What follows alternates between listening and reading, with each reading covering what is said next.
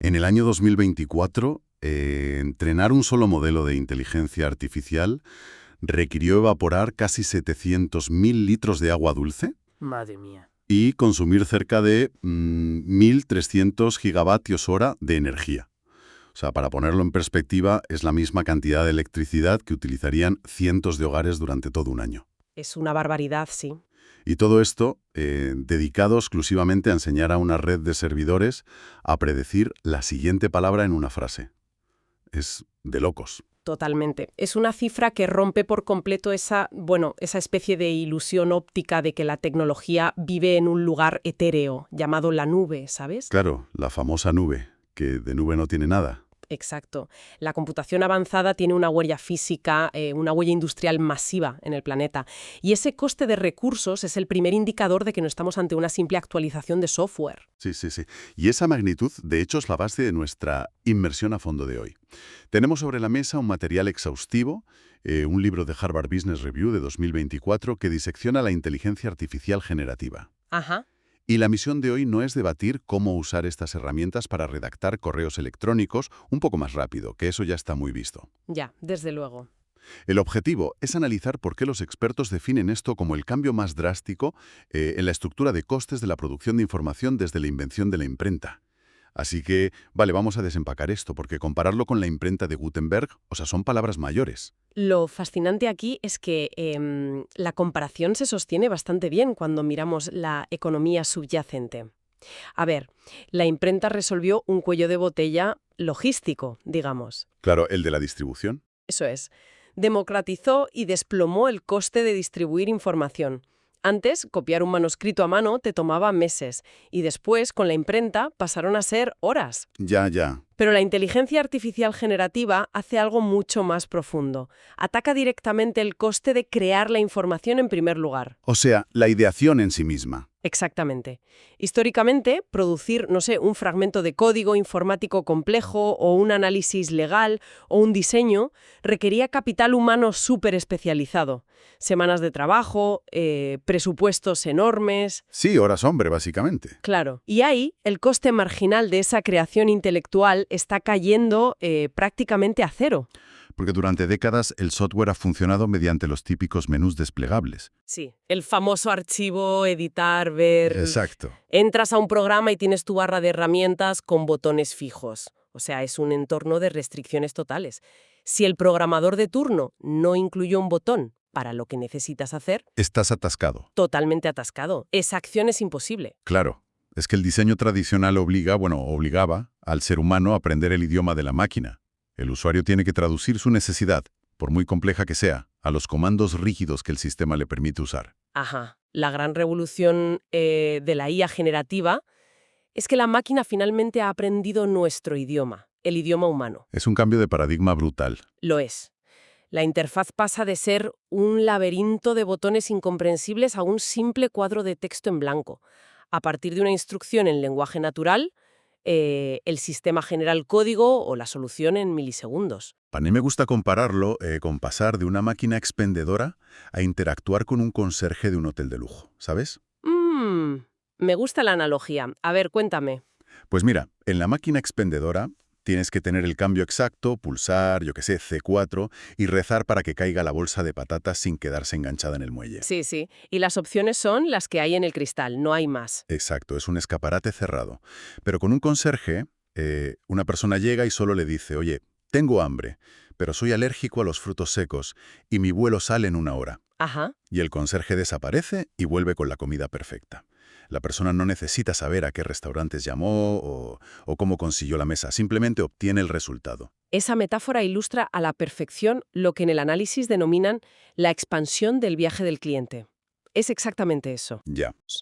Una aplicación para pedir la cita, otra página para ver los análisis, y luego te vas a la farmacia física a por el medicamento. Es un caos de gestiones separadas. Exacto. Pero si la interfaz principal es un modelo generativo, esa misma empresa de salud puede coordinarlo todo. El paciente expresa un síntoma en lenguaje natural y el sistema, orquesta la consulta. ¡Wow! Sí. Y no solo eso, ajusta la pauta de ejercicio basándose en tu historial y hasta ordena el envío de la medicación. Todo desde una única caja de texto. Pero claro, a ver, aquí hay un pero muy grande. Si un conserje humano se equivoca, pues te trae un sándwich de queso en vez de jamón. Pero si este conserje algorítmico se equivoca en un entorno de salud, las consecuencias pueden ser desastrosas. Totalmente. Estamos hablando de vidas humanas. Y sabemos de sobra que estos modelos tienden a inventarse cosas de la nada, las famosísimas alucinaciones de la IA. Esa es, sin duda, la mayor vulnerabilidad del sistema. Hay que entender que un modelo de lenguaje puro no tiene un concepto interno de lo que es la verdad, ¿eh? No sabe lo que es cierto o falso. No, en absoluto. Funciona mediante probabilidad estadística pura y dura. Simplemente predice qué palabra suena más plausible a continuación. Qué locura cuando lo piensas así. Sí, es un loro estocástico muy sofisticado. Entonces, para evitar que el conserje, siguiendo con tu analogía, ofrezca respuestas inventadas o peligrosas, las organizaciones tienen que implementar lo que se conoce como una capa de reglas crítica. Vale, ¿y cómo funciona exactamente esa capa en la práctica? Porque suena muy técnico. En realidad, actúa como un guardián, como un filtro entre el usuario y el modelo de lenguaje. Cuando entra una petición, esta capa intercepta el mensaje, busca información verificada únicamente en las bases de datos privadas y seguras de la empresa. Ajá, o sea, no busca en Internet libremente. Exacto, solo en su entorno controlado. Y luego le da instrucciones muy estrictas a la IA. Le dice algo así como, responde a esta pregunta usando exclusivamente estos datos que te acabo de proporcionar y, si la respuesta no está aquí, di que no lo sabes. Ah, vale. O sea, le cortas las alas a la invención. Eso es. Esto ancla toda esa creatividad estadística del modelo a la realidad fáctica de la empresa. Lo cual nos lleva a un punto crucial de este análisis. Porque si esta capa de reglas es el filtro de seguridad, los datos internos de la empresa son realmente el verdadero motor que hace que la IA sea útil, ¿no? Absolutamente. Son el oro de esta nueva era. Y el material de origen insiste muchísimo en que los datos crean unos efectos de red completamente nuevos. Y ojo, muy peligrosos estratégicamente. Sí, es que en la tecnología tradicional el efecto de red es muy obvio, ¿eh? Un teléfono es un trasto inútil si solo existe uno en el mundo. Claro, ¿a quién vas a llamar? Exacto. Pero adquiere un valor inmenso si todo el mundo tiene uno. Bueno, pues en el ecosistema de la IA, el efecto de red es un ciclo de retroalimentación invisible que se basa en el aprendizaje constante. Un buque continuo. Eso es. A medida que un modelo procesa más y más interacciones de usuarios, acumula más ejemplos de casos límite, afina sus pesos matemáticos y mejora sus predicciones. Y claro, esas mejores predicciones atraen a más usuarios. Lo que inyecta aún más datos al sistema. O sea, es un volante de inercia que no para de acelerar. Tal cual. Lo que sugiere que la ventaja del pionero aquí es brutal, ¿no? Quien lance su modelo primero y empiece a acumular ese historial monstruoso de interacciones, construye un foso defensivo casi insuperable para la competencia. Así es, matemáticamente es casi imposible alcanzar al que lleva años recopilando esos datos de interacción. Sin embargo, esto plantea una trampa estratégica monumental para las empresas. A ver, explícame eso. Pues que la inercia natural de cualquier empresa podría ser, oye, voy a conectar todo mi conocimiento propietario a los modelos más grandes y populares del mercado, para aprovechar su potencia inmediata. Bueno, a mí me suena súper lógico. O sea, ¿para qué construir un motor desde cero si ya tienes un Ferrari aparcado en la puerta y disponible en el mercado? Pues porque es un Ferrari que se queda con tus planos, básicamente. Al enviar información confidencial o patrones de clientes o código propietario a un modelo público sin los acuerdos de privacidad hiperestrictos. Uf, ya veo por dónde vas. Claro, esos datos se integran silenciosamente en el entrenamiento del algoritmo general. Estás corriendo el riesgo absoluto de regalar la única ventaja competitiva real que le queda a tu empresa. Madre mía. O sea que la herramienta que un directivo usa hoy, no sé, para optimizar su cadena de suministro, podría estar indirectamente enseñando a su máximo competidor a hacer exactamente lo mismo mañana. Exactamente. Es un suicidio corporativo si no se hace con cuidado. Claro.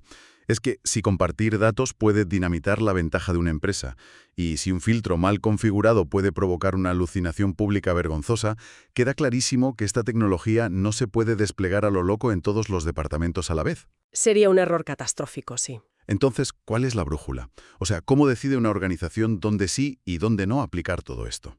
Pues mira, el análisis de Harvard propone un marco bastante pragmático para esto. Lo llaman la matriz de riesgo contra demanda. Es básicamente una forma de auditar las operaciones del negocio con frialdad. Vale, riesgo por un lado y demanda por otro. Sí.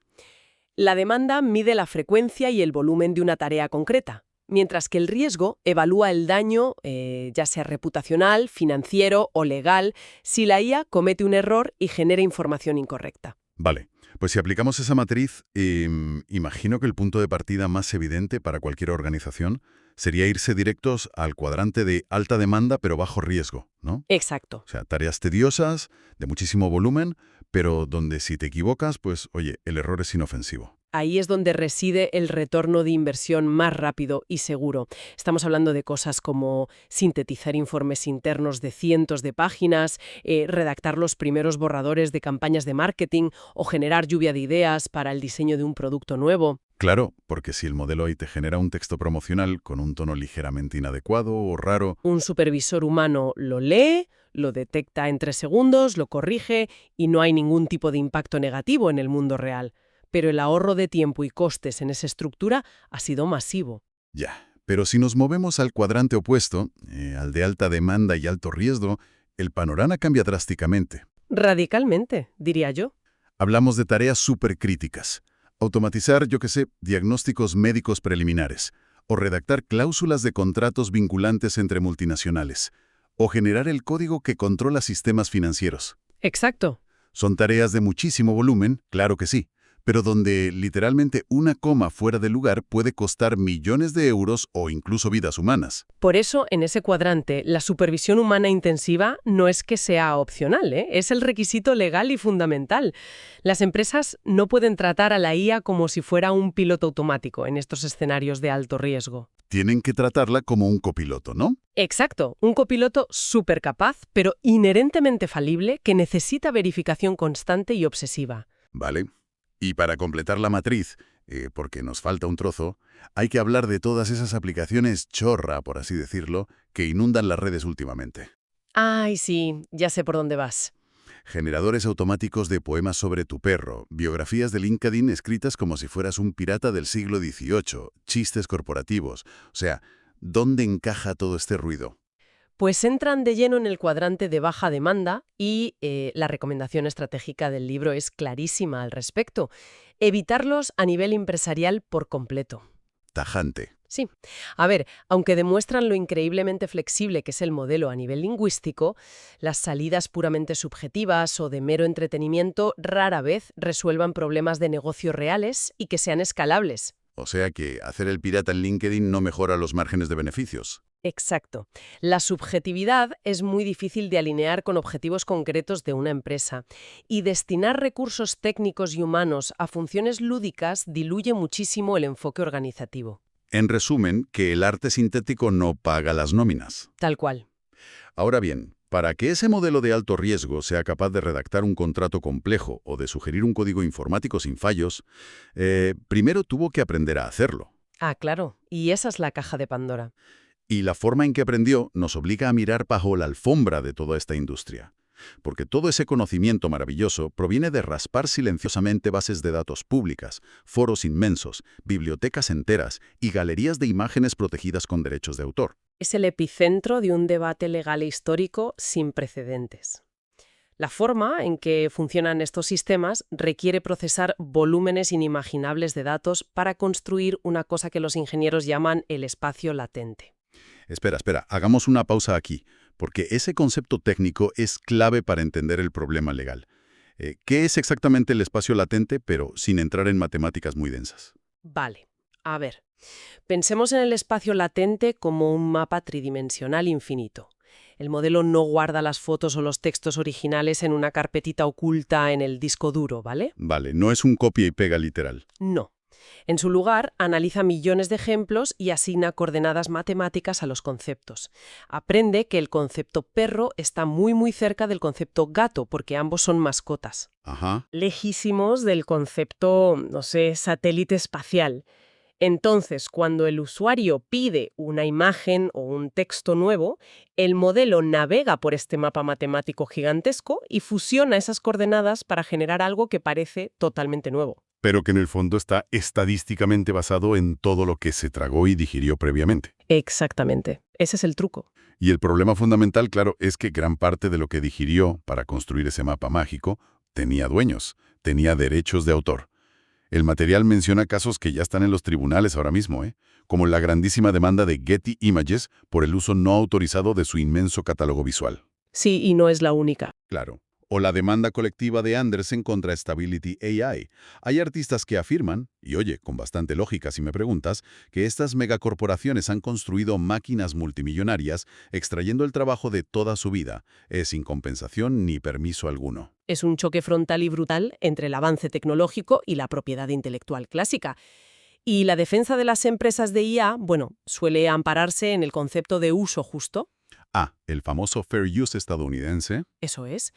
Argumentan que la tecnología no copia, sino que aprende patrones y crea obras transformativas, igual que un estudiante de arte humano aprende observando a Picasso o a Velázquez en un museo. Ya, pero un estudiante no procesa 10 millones de cuadros por segundo. Exacto, ahí está el matiz. Y mientras los tribunales determinan quién tiene razón aquí, las empresas usuarias están navegando por un campo minado. Si una agencia genera una campaña de marketing con una imagen que la IA basó fuertemente en un artista protegido, la responsabilidad legal recae directamente sobre la empresa que publica la campaña, no sobre la IA. Lo cual hace absolutamente imperativo tener una buena brújula interna. Y aquí el análisis destaca la propuesta de gigantes como Salesforce, que han estructurado un marco de 5 pilares súper interesante para no perder el control. Sí. Es un marco ético y práctico muy sólido. Hemos tocado indirectamente algunos ya. La precisión y la seguridad, que básicamente es eso de anclar la máquina a los datos internos para evitar toxicidad y las famosas alucinaciones, pero los otros 3 pilares son fascinantes. Honestidad, empoderamiento y sostenibilidad. La honestidad en ingeniería de IA no es un concepto filosófico o moral, Es un mandato técnico estricto. A ver, desarrolla eso. Significa diseñar el sistema desde cero para que proporcione citas clarísimas de sus fuentes y sobre todo para que su respuesta predeterminada sea «no lo sé» cuando los datos internos no sean concluyentes. O sea, programarlo para que tenga la humildad de callarse. Exactamente. Y luego el empoderamiento se refiere a diseñar la interfaz asegurando que el ser humano mantenga siempre la autoridad final en la toma de decisiones, usando a la máquina como un amplificador de capacidades, no como un reemplazo ciego. Y aquí es donde se pone realmente interesante la cosa.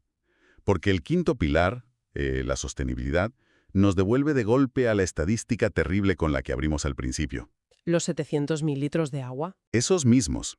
Cuando pensamos en tecnología limpia, todos imaginamos software, cosas inmateriales. Pero la inteligencia artificial es una industria pesada, con chimeneas invisibles, para así decirlo. Totalmente.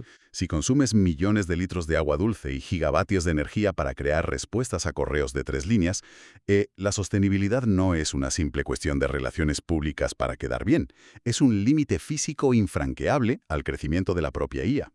Es una restricción ineludible, vamos. A medida que los modelos persiguen niveles mayores de sofisticación y razonamiento, sus requerimientos de cálculo crecen exponencialmente, no linealmente, exponencialmente. Necesitan más y más comida. Sí, exigiendo centros de datos masivos y sistemas de refrigeración industrial bestiales. Entonces, este pilar exige a las empresas evaluar con muchísima frialdad si el gasto ecológico y energético de usar un modelo gigante para una tarea trivial está justificado. O sea, igual un modelo pequeñito, local y eficiente sería más que suficiente para ese caso. Exacto. Matar moscas a cañonazos no es sostenible. Pues si ponemos todo esto en la balanza, el coste medioambiental astronómico, los dilemas gigantescos de propiedad intelectual, el riesgo legal de las alucinaciones, la pregunta más urgente que nos queda es, ¿qué papel nos queda a nosotros, a los humanos, en todo esto? Esa es la gran pregunta de la década. Porque durante un tiempo, el mercado nos vendió la idea de que la carrera definitiva del futuro iba a ser la ingeniería de prompt, ¿te acuerdas? O sea, la habilidad de usar trucos de palabras para domar al algoritmo. Sí, el susurrador de inteligencias artificiales. Pero el material desmonta ese mito rotundamente. ¿Ah, sí? Sí, la ingeniería de prompts es simplemente una habilidad de transición, útil solo mientras las interfaces sean imperfectas, como lo son ahora. A medida que los modelos adquieran mayor capacidad para inferir la intención real detrás de un mensaje ambiguo, la necesidad de dominar estos trucos sintácticos va a desaparecer por completo. Entonces, si no es escribir prompts, ¿cuál es la habilidad duradera y verdaderamente valiosa? Lo que en el libro denominan formulación de problemas. Formulación de problemas. Vale, ¿y qué significa esto en la práctica? Según el texto, creo recordar que se desglosa en 4 fases vitales, ¿eh?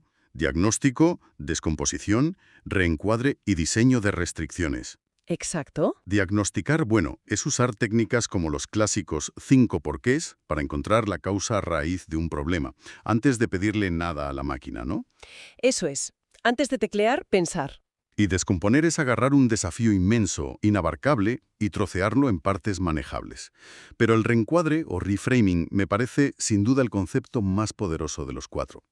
El reencuadre es, fíjate, la frontera cognitiva que las máquinas hoy por hoy no pueden cruzar. Los algoritmos son excepcionales optimizando soluciones para un objetivo que ya se les ha dado. Son máquinas de calcular rutas. Sí, pero carecen por completo de la capacidad de cuestionar si el objetivo en sí tiene sentido en primer lugar. El análisis, de hecho, ofrece un ejemplo clásico de pensamiento de diseño urbano que lo ilustra muy bien. Ah, sí, el del aparcamiento, ¿verdad? Ese mismo. Si el planteamiento inicial que le das a la IA es necesitamos más espacio de aparcamiento en la ciudad, la IA te va a generar docenas de planos súper eficientes para construir estructuras masivas de hormigón. O sea, cumple la orden a la perfección matemática, pero perpetúa el problema subyacente que es el exceso de coches. Totalmente. En cambio, si un humano se sienta, reencuadra el problema y define que el verdadero objetivo es reducir el estrés del desplazamiento urbano y la congestión en hora punta, la dirección del proyecto cambia por completo. Es un giro de 180 grados. Claro. Ahora las soluciones que le pidas pueden abarcar mejoras en el transporte público, incentivos fiscales para el teletrabajo o nuevas infraestructuras para bicicletas. La máquina es la que optimiza, sí, pero el humano es quien dirige la ética y el propósito de todo. Brutal. Y una vez que el problema está bien formulado por ese humano, la IA actúa como un multiplicador de creatividad excepcional, porque permite superar esto que los psicólogos denominan la fijación funcional. Que es nuestra tendencia biológica a ver los objetos y los conceptos solo en su uso tradicional y aburrido. Exacto. Y para romper esto, el texto menciona una técnica que me encanta, que es la trisociación. ¿Ah, sí? Es un ejercicio interesantísimo. Consiste básicamente en obligar al modelo a encontrar intersecciones entre 3 dominios que están completamente inconexos entre sí. O sea, si le pides que combine, no sé, la industria de la alimentación, la tecnología de sensores y el diseño automotriz. El modelo rastrea ese espacio latente del que hablamos antes. Eso es, navega por esas coordenadas y te puede generar conceptos súper locos pero viables, como restaurantes autónomos móviles o sistemas de cocción que van integrados en el coche para el trayecto diario al trabajo. Cosas que a un cerebro humano hiperespecializado en un solo sector le costaría una barbaridad visualizar por pura inercia profesional. Totalmente. Pues si conectamos esta inmensa capacidad de la máquina con la evolución de la creatividad humana, el análisis proyecta 3 escenarios posibles a largo plazo para el futuro del trabajo y del conocimiento. Y son escenarios muy, muy distintos entre sí. Sí. El primero es la explosión de innovación asistida. En este futuro idílico, las barreras técnicas desaparecen por completo. Cualquier persona con una gran idea puede ejecutarla creando una especie de, no sé, renacimiento de productividad donde el ser humano actúa simplemente como el director de la orquesta. Ese, digamos que es el final feliz y optimista de la película. Pero hay un segundo escenario mucho más oscuro y distópico. Uy, La monopolización por máquinas. Básicamente, si los incentivos económicos corporativos priorizan el volumen masivo por encima de la calidad, el mercado se va a inundar por completo de contenido sintético instantáneo. contenido basura y rápido. Exacto. Los creadores humanos perderán su medio de vida frente a esta balanza. Y paradójicamente, la innovación colapsará a nivel global. ¿Y eso por qué? Porque las futuras versiones de la IA terminarán entrenándose con los propios datos predecibles y algorítmicos que generaron sus versiones anteriores. Entramos en un bucle cerrado que degrada el conocimiento global. El temidísimo colapso del modelo. Madre mía, donde la máquina se come su propia cola porque ya no hay humanos creando cosas nuevas y frescas. Exactamente. Y luego está el tercer escenario, que creo sinceramente que es el más revelador y probable de todos. Es el surgimiento de lo que llaman el premium por lo hecho por humanos. A ver, cuéntame más de este que suena fascinante. Pues mira, frente a una avalancha constante de contenido absolutamente perfecto, sin fallos, pero genérico y carente de contexto vital, el público va a desarrollar un rechazo cultural profundo. Un hartazgo de la perfección plástica, digamos. Eso es. Lo auténtico, la experiencia vivida real con sus cicatrices y la comprensión empática profunda se van a revalorizar de una forma brutal. El trabajo verdaderamente humano, con su sudor y sus dudas, pasará a ser un bien de lujo en un mar de comodidad sintética y barata. Qué reflexión más potente. Y recapitulando todo lo que hemos explorado hoy, ¿no? Desde el consumo de océanos enteros de agua y el riesgo de regalar secretos comerciales a la competencia, hasta la muerte de los dichosos menús desplegables y el nacimiento de esto de la formulación de problemas, Hemos cubierto mucho terreno, sí. queda patente que el valor real a futuro no está ni de lejos en la cantidad de palabras o líneas de código que una máquina puede escupir por segundo. El valor reside, pura y exclusivamente, en nuestra capacidad de hacer las preguntas correctas. Totalmente de acuerdo. Y para cristalizar esta idea, la profesora Cedal Nili aporta una reflexión en el texto que creo que sirve como la sentencia definitiva para todo esto. A ver, dinos. Ella dice literalmente: la inteligencia artificial no reemplazará a los humanos pronto. La realidad más probable es que las personas con una mentalidad digital reemplazarán a aquellas que no la tienen. Uf, qué gran verdad. El cambio estructural, lo queramos o no, ya está aquí. Y la adaptación no consiste en delegar el pensamiento crítico a la máquina para irnos a dormir, sino en elevar nuestra propia capacidad crítica apoyándonos en ella. Pues esto nos deja con una idea fascinante para reflexionar en solitario, para darle unas cuantas vueltas. Ajá. Si nos dirigimos de forma inexorable hacia un futuro que va a estar inundado de resultados algorítmicos totalmente perfectos, no, textos sin una sola falta de ortografía, diseños visuales con proporciones matemáticas exactas, lógicas de software sin fisuras, Sí, un mundo impecable. llegará el momento en que las asimetrías, los pequeños errores de juicio y las imperfecciones puramente humanas se conviertan paradójicamente en la firma de autenticidad más codiciada y cara de todo el mercado. Qué gran pregunta. Es una idea interesante para dejarla repasar. Muchísimas gracias por acompañarnos en esta inmersión a fondo. Hasta la próxima.